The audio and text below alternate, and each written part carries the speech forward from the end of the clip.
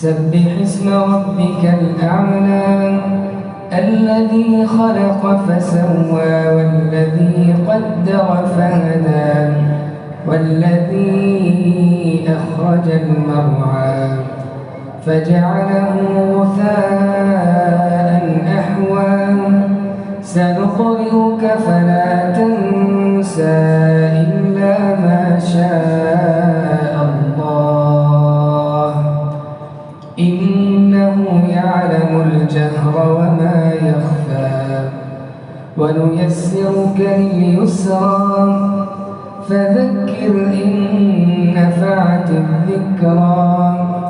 سيذكر من يخشى ويتجنبها الأشقى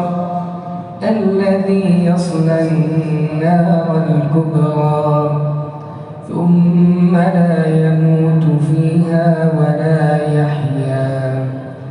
قد أفلح من تزكى وذكر اسم ربه فصلى بل تؤثرون الحياة الدنيا والآخرة خير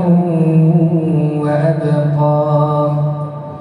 إن هذا لفي الصحف الأولى